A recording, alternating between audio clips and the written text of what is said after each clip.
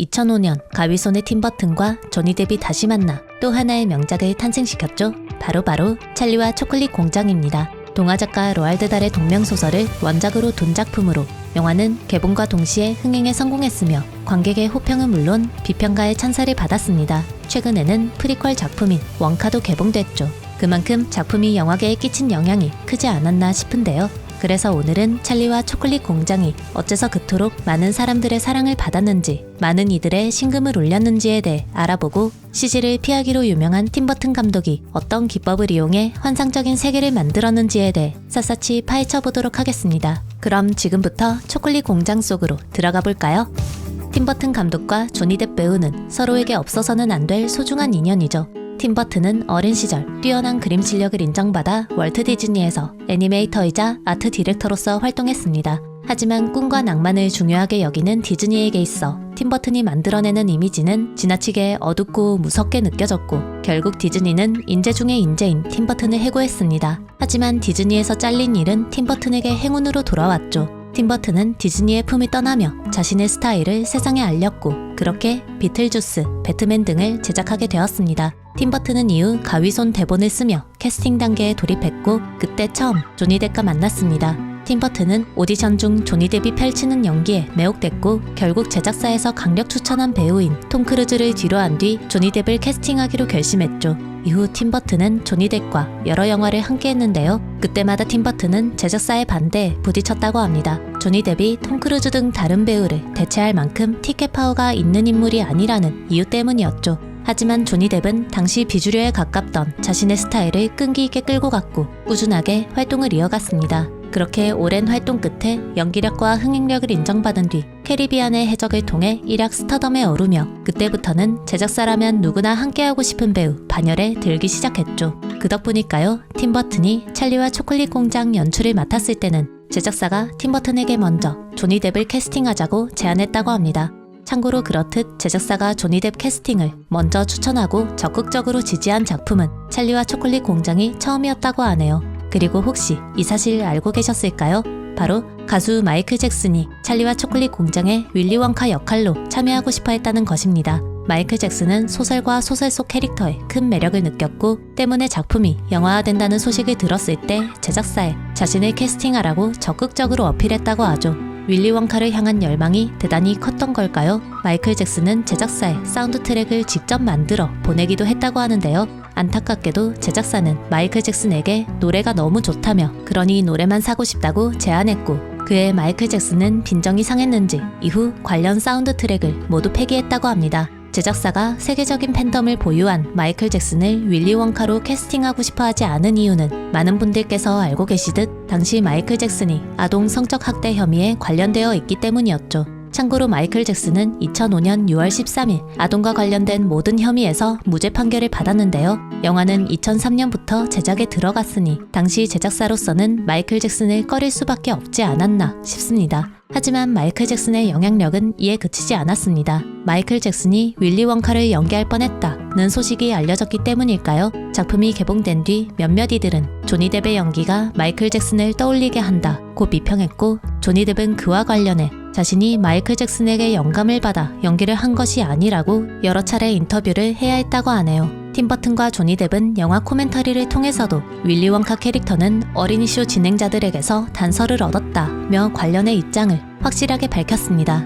팀버튼 감독이 CG를 멀리한다는 건 널리 알려진 사실이죠. 영화 빅픽시 속 여러 환상적인 장면들이 CG가 아닌 진짜였다는 정보가 알려지자 많은 이들이 깜짝 놀라곤 했는데요. 찰리와 초콜릿 공장 속 초콜릿 폭포 또한 놀랍게도 진짜였다고 합니다. 다만 CG가 아니었을 뿐 진짜 완전한 퓨어 초콜릿은 아니었다고 하죠. 초콜릿 폭포는 작품 속 한 장소에 불과하지만 아이들이 초콜릿 공장에 들어가 처음 보게 되는 즉 관객들에게 처음 노출되는 중요한 의미를 지닌 장소입니다. 팀버튼은 작품의 소재가 초콜릿인 만큼 가능한 질감을 생생하게 표현하는 것이 중요하다고 생각했고 감독의 생각을 존중한 특수효과 감독 조스 윌리엄즈는 그렇다면 우리는 CG가 아닌 진짜 초콜릿깡을 만들어야 한다고 스튜디오를 설득했습니다. 결국 제작진들은 진짜 초콜릿깡을 만들기 위해 여러 가지 테스트를 거쳤는데요. 아주 초반에는 진짜 초콜릿으로 폭포를 만들어 보려 애썼다고 하네요. 하지만 안타깝게도 진짜 초콜릿으로 만드는 것은 악취, 색상 변화 등 품질상 일어나는 변화 때문에 진행하지 못했고 결국 팀버튼은 그의 샴푸 방지 파우더와 기타 화학물질을 첨가해 완성본을 만들었다고 합니다. We made a batch first, we made 50,000 gallons, dumped it in or slowly dumped it in here. I think we filled the place in 5 days. 하지만 폭포 형태로 표현해야만 했던 초콜릿감과 달리 보존이 가능한 동산의 경우 찐 리얼 초콜릿과 캔디로 구성했다고 하네요. 촬영 초반 아이들은 감독에게 먹어도 되는 것은 어떤 것인지 수시로 물어보며 하나하나 뜯어먹었다고 하는데요. 주변에 너무 많은 사탕이 널려 있었기 때문일까요? 며칠이 지나자 모두 질려버렸고 어느 아이도 더 먹겠다고 나서지 않았다고 합니다.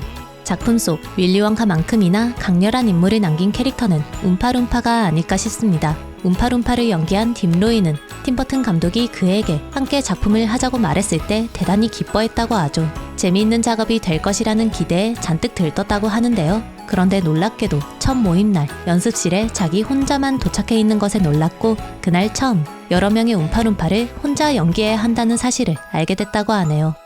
I like the idea though that they all look the same. It was a cool idea.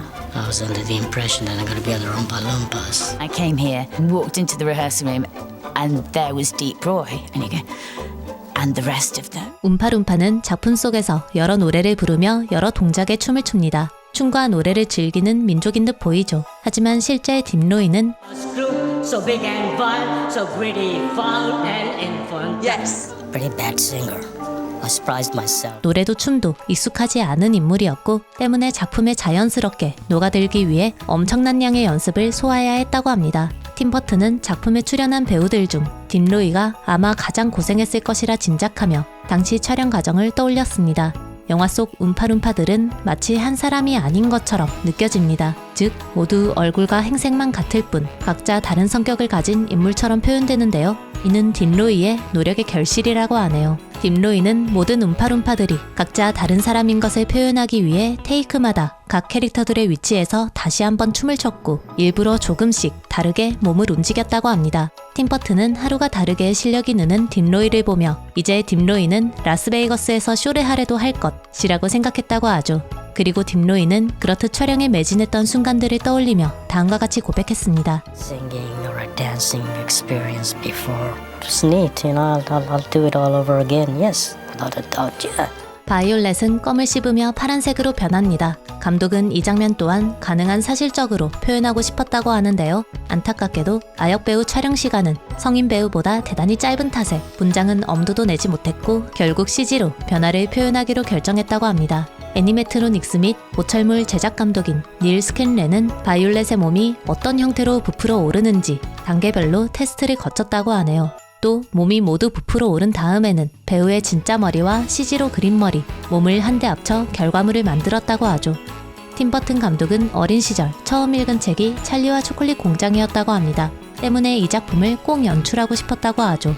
참고로 책에서 가장 기억에 남은 장면은 다름 아닌 다람쥐 장면이었다고 하는데요. 이유는 팀버튼 감독이 다람쥐를 무서워하기 때문이라고 합니다. Squirrel people, I think, did go kind of squirrely by the end. 다람쥐 조련사는 다람쥐들을 작품에 출연시키기 위해 다람쥐들에게 여러 훈련을 시켰습니다. 다만 다람쥐들은 대단히 똑똑한 데다 야성이 강한 편이라 훈련받는 걸 좋아하지 않았다고 하네요. 그렇게 훈련 기간은 늘어나 8달을 채웠다고 하죠. 참고로 작품에 출연한 다람쥐들은 모두 조난당했다 구조된 다람쥐들로 영국 출신이라고 합니다.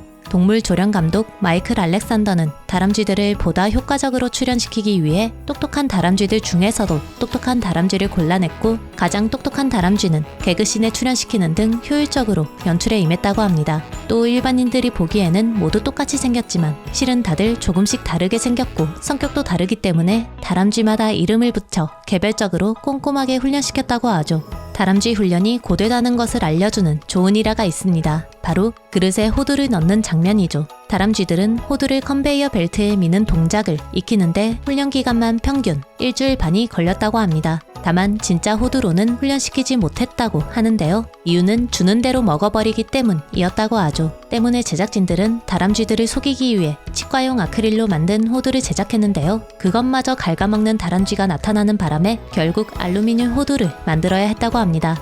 다음으로 호두를 내리치는 장면입니다. 아무리 똑똑하다고 해도 사람처럼 호두를 내리치는 동작을 시키기는 어려웠고 그의 팀버튼 감독은 다람쥐들의 의인화가 약하게 표현되는 점을 아쉬워했다고 하죠. 결국 동물 조련 감독은 막대기에 호두를 꽂은 뒤 다람쥐가 그 호두를 잡았을 때 막대기를 흔들어 다람쥐가 호두를 때리는 것처럼 장면을 꾸몄다고 하네요. 그렇듯 영화에는 진짜 다람쥐들이 여러 등장하는데요. 팀버튼 감독은 할리우드의 마술 또한 포기하지 않았습니다. 영화에는 다람쥐가 전부 200마리라고 표현되는데 작품에 출연한 진짜 다람쥐는 모두 40마리에 불과했다고 하죠. 즉 CG와 인형을 적절히 섞어 이미지를 배치한 것입니다. 또 감독이 고백하길 버루카가 다람쥐에게 당하는 장면은 연출이 제법 쉬웠다고 합니다. 이유는 감독 본인이 다람쥐를 싫어하기 때문이라고 하죠. 촬영 초반 다람쥐 한 마리가 팀버튼 감독의 몸에 올라탄 적이 있다고 하는데요. 감독은 그때 느낀 소름 끼치는 감각을 연출에 녹였다고 하죠. I really hope it's going to be a memorable sequence. It was in the original book, so it's really sort of a privilege for us to be able to be a part of this and make this sequence happen. 팀버튼 감독은 작품의 배경으로 겨울을 종종 사용합니다. 이는 감독의 어린 시절 경험과 관련이 있다고 하는데요. 감독은 어린 시절 버뱅크에서 자랐다고 합니다. 참고로 버뱅크는 계절이 없는 곳이라고 하네요. 때문에 감독은 나만의 계절을 만들고 싶다고 생각했고 사계절 중 가장 궁핍하고 황량하고 고립된 느낌을 표현하기에 적합한 겨울을 골랐다고 합니다. 또 눈 때문에 생기는 지평선이 시각적으로도 도움이 되니 여러모로 겨울을 배경으로 삼은 덕분에 원작 속 이야기와 느낌을 생생하게 전달할 수 있었다고 여긴다고 고백했죠.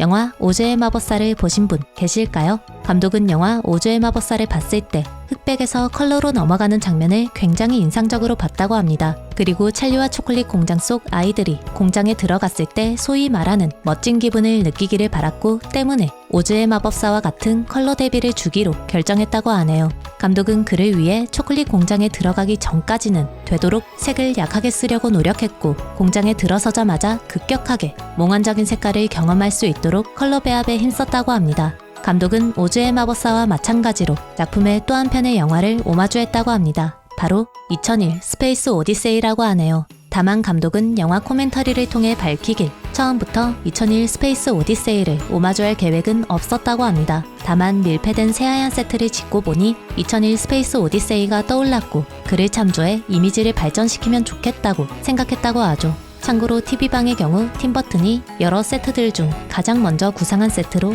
단단히 밀폐된 탓에 방 한 구석에서 귓속말로 얘기해도 다른 쪽 구석에 있는 사람이 알아들을 수 있을 정도로 음향이 좋았다고 합니다. 또 새하얀 벽에 큰 전구를 단 덕분인지 다른 조명을 쓰지 않아도 괜찮을 정도로 방이 충분히 밝았다고 하네요.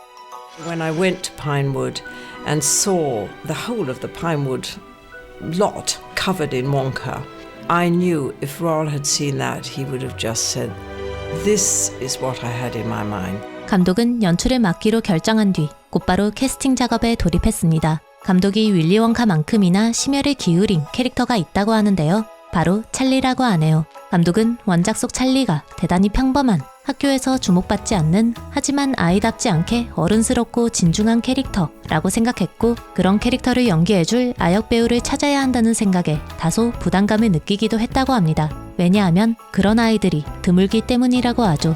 아역 배우의 경우 성인 배우들과 달리 어떤 방향으로든 자기 본연의 성향이 연기에 묻어나는 만큼 찰리와 비슷한 성격을 가진 아이를 캐스팅하는 것이 대단히 중요했다고 합니다. 그러던 중 감독은 운 좋게 프레디 하이모어와 마주했고 프레디 하이모어가 가진 진중하고 차분한 어른스러운 분위기와 내면에 이끌려 캐스팅을 결정했다고 하죠. 감독은 작품이 개봉된 뒤 영화 코멘터리를 통해 프레디 하이모어를 캐스팅한 것은 최고의 운 중 하나였다고 고백했습니다. 프레디 하이모어 특유의 찰리와 찰떡처럼 맞아떨어지는 분위기는 물론 뛰어난 연기력 덕분이라고 덧붙였죠. 감독에 의하면 프레디 하이모어는 거의 대부분 첫 테이크에서 촬영을 마쳤고 덕분에 제작진들은 시간과 예산에 맞춰 촬영을 여유롭게 마칠 수 있었다고 하네요. 헬레나 보넨 카터는 촬영 당시 감독인 팀버튼의 연인이었습니다. 결혼은 하지 않았지만 실질적으로 결혼한 것이나 마찬가지인 상태였죠. 두 사람은 2001년 영화 혹성 탈출을 통해 알게 된 뒤 2014년까지 사실혼 관계로 지냈다고 하는데요. 참고로 작품에 등장한 요 꼬마 요 꼬마아이가 바로 두 사람이 낳은 아들이라고 합니다. 헬레나 보넨 카터는 연인인 팀 버튼이 찰리와 초콜릿 공장의 연출을 맡았다는 소식을 듣고는 자신도 작품에 꼭 참여하고 싶다고 생각했고 감독에게 적극적으로 출연 의사를 밝혔다고 합니다. I love the fact that she's defined by being a mother because that's kind of what I've done in the last year. And plus I just wanted to be part of this big adventure. 작품에는 중요한 캐릭터가 여러 등장합니다. 특히 조 할아버지는 손자인 찰리를 크게 사랑하는 어쩌면 부모님보다도 더 큰 보호자로 그려지는데요. 그렇기에 감독은 조 할아버지를 누가 연기하면 좋을지 고민에 고민을 거듭했고 데이빗 켈리야말로 안성맞춤이라고 생각했다고 하네요. 감독이 데이빗 켈리를 한눈에 점 찍은 이유는 첫 번째로 바람이 불면 날아갈 것 같은 몸, 두 번째로 그럼에도 불구하고 생동감이 넘치는 분위기, 마지막 세 번째로 그가 가진 특유의 낙천적이고 개방적인 성격 때문이라고 합니다. 감독은 그렇듯 무척 약해 보이지만 실은 그렇지 않은 생기가 가득한 영혼의 소유자인 데이빗 켈리야말로 조 할아버지를 연기하기에 꼭 알맞은 배우일 것이라 짐작했고 영화 코멘터리를 통해 캐스팅은 대단히 적절했다고 회상하며 다시 한번 만족감을 드러냈습니다. 찰리와 초콜릿 공장 영화의 시작은 순탄하지만은 않았습니다. 이유는 원작자인 로알드 달이 1971년 무렵 작품의 영화화를 반대했기 때문이죠. 하지만 1991년 로알드 달이 세상을 떠난 후 워너브라더스는 다시 한번 유족들에게 영화화를 제안했고 그들은 1998년 작품의 영화화를 승인했습니다.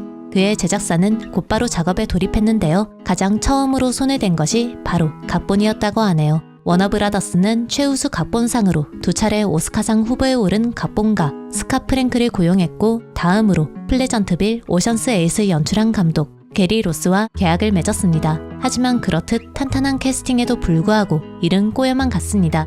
원작의 열렬한 팬이던 스캇 프랭크는 자신이 가진 많은 에너지를 쏟아 작업에 임했는데요. 안타깝게도 기존에 작업 중이던 작품들이 도무지 끝날 기미를 보이지 않았고 결국 스캇 프랭크는 2개의 초안만을 남기고 회사를 떠나기로 결정했습니다. 대본이 흐지부지되며 감독도 회사를 떠났죠.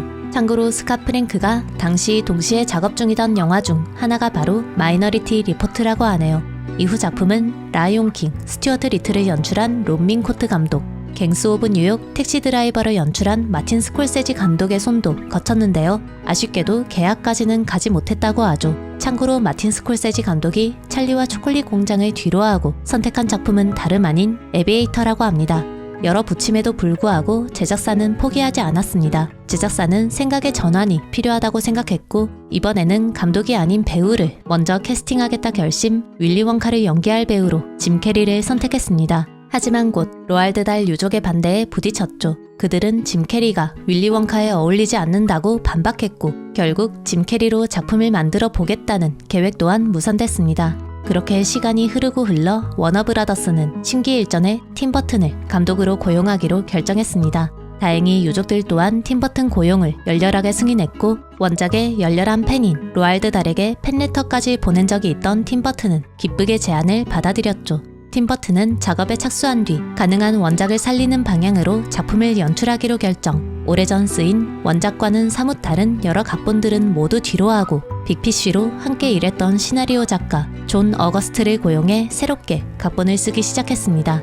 팀 버튼은 각본을 쓰던 단계를 회상하며 다음과 같이 말했습니다.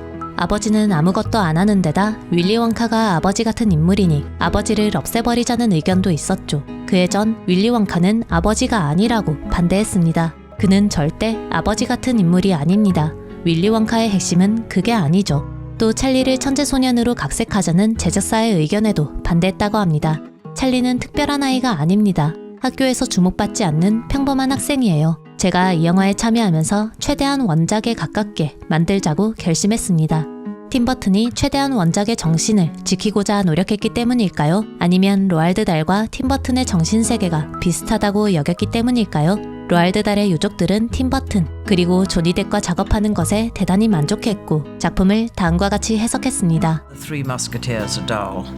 Depp and Burton, you can't beat that. 팀 버튼은 작품에 돌입하기 전 로알드 달에 관한 기사를 여러 찾아봤다고 합니다. 그리고 몇몇 루머를 발견했다고 하죠. 바로 동화 작가인 로알드 달이 실은 아이들을 싫어한다는 류의 기사였습니다. 하지만 팀버튼은 기사를 믿지 않았다고 하네요. 이유는 로알드 달의 작품 속 아이들과 같은 아이들이 실제로 존재하긴 한다고 생각했기 때문이라고 하죠. 무엇보다 팀버튼은 로알드 달은 아이의 좋은 면과 나쁜 면을 두루 표현하는 등 아이들을 제대로 바라봤다고 판단했기 때문에 더더욱 작품의 정신을 알리는데 최선을 다했다고 합니다.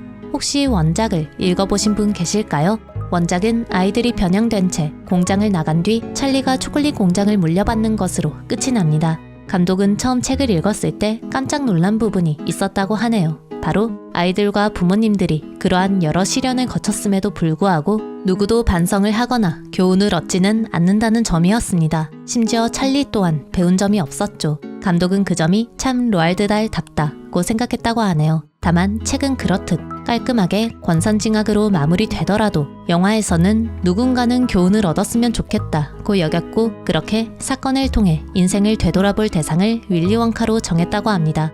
팀버튼은 원작을 대단히 사랑하지만 원작 속 윌리 원카를 변형 없이 영화에 그대로 살리면 그냥 이상한 사람으로 보일 것이라 짐작했고 때문에 그가 그러한 성격을 지니게 된 배경을 넣기로 결정했다고 하네요. 팀버튼은 윌리 원카가 정서적으로 문제가 있는 사람이라고 생각했다고 합니다. 우리는 때때로 어떤 분야에서 특출난 실력을 보이는 데 반해 사회적인 기술은 전혀 없는 사람을 만나죠. 팀버튼은 윌리 원카야말로 그런 부류의 인물일 것이라 짐작했고 때문에 윌리 원카가 아이들과도 부모님들과도 심지어 찰리와도 쉽게 친해지지 않는 면면을 드러냈다고 합니다. 그리고 캐릭터에 설득력을 더하기 위해 윌리 원카가 어린 시절 교정기를 착용하도록 설정했다고 하네요. 팀버튼은 자신 또한 어린 시절 교정기를 착용한 적이 있다고 고백했습니다. 그리고 당시 나만 이상하다는 대단히 고통스러운 기분을 느꼈던 것을 떠올려 그 기분을 윌리 원카 또한 느끼면 적절하겠다고 생각했다고 하죠. 또 교정기를 끼운 사람이 심지어 아버지라면 더욱 상처일 것이라 짐작했고 결국 치과의사 아버지 아래 펼치고 싶은 꿈을 펼치지 못하는 기괴한 교정기를 계속 착용한 채 세상을 겉돌던 캐릭터를 만들어냈다고 합니다.